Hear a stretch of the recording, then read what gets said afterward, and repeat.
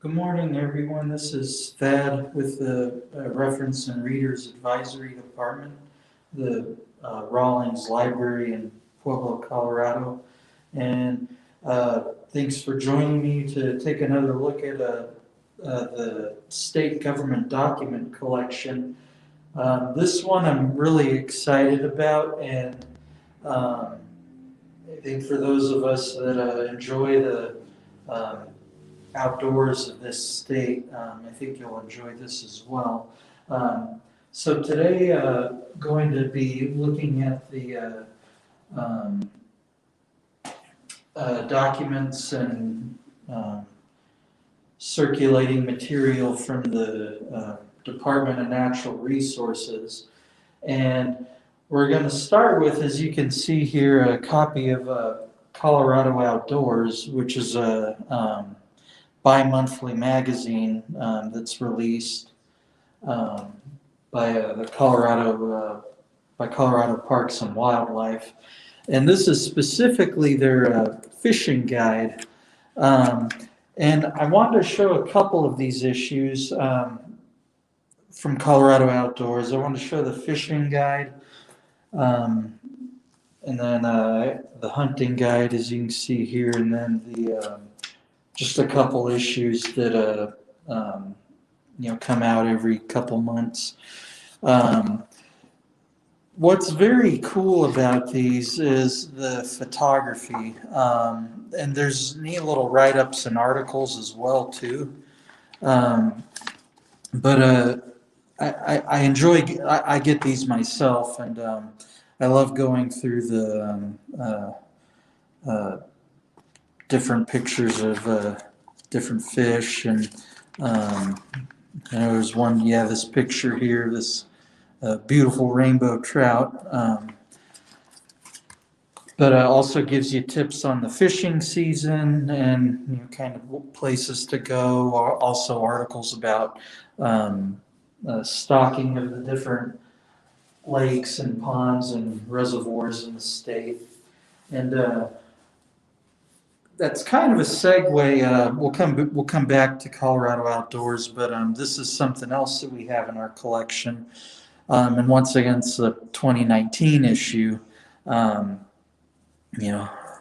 think that the 2020s are currently being cataloged, but it's just the schedule from the state that's provided when the different fish hatcheries go around and go to the different lakes and how often they stock those. I think, it has like the stock date. Trying to see here if it says what they stock it with. There's a species code.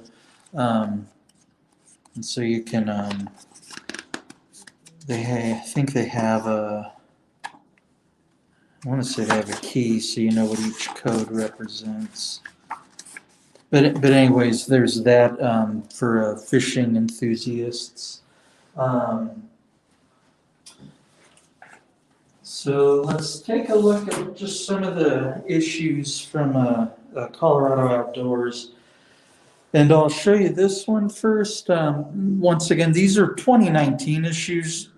Colorado Outdoors, though, we do have everything that's current as well. These are just some of the back issues, and at least here at Rawlings, we usually keep, we have the current issues with our magazine selection on the second floor. And then the two previous years we keep with the rest of our government documents in the nonfiction wing.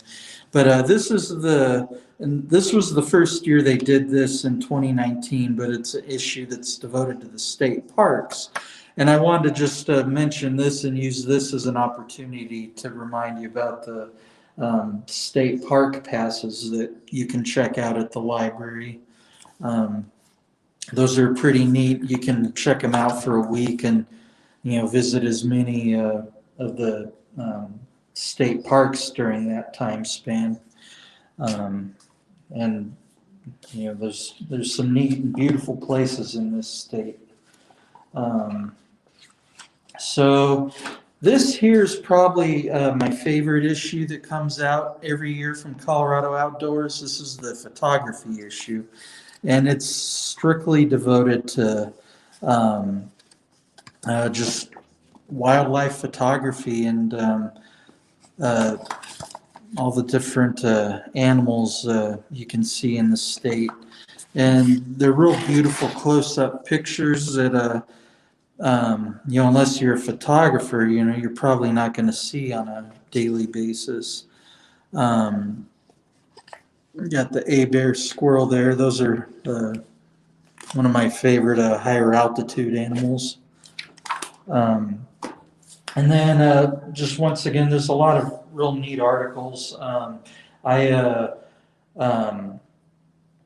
our family has a cabin up in the mountains, and my granddad has kept it stocked with Colorado Outdoors really issues. I think he has issues that date back to I want to say the 60s, perhaps. But yes, I've been reading these ever since I was a little kid. And then another cool resource that we have, if you love birds and you love seeing them in their natural environment, we have this. It's the Colorado Birding Trail. And this specifically focuses on northeastern Colorado. I'll kind of show you that there. So the map here, the state, I know these numbers are hard to see, but don't worry about that. But it just kind of shows these trails centered around the Denver metro area and then up north along the Front Range, then kind of heading out to the northeastern part towards Nebraska, and that it does include the South Park Trail here between Breckenridge and Fairplay there.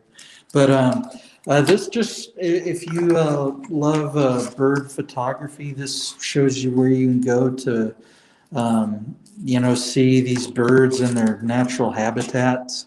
And of course, has some pictures as well, and a little bit of a write-up about the trail. And then talks about stops and amenities along each trail. But once again, another item that you can check out. And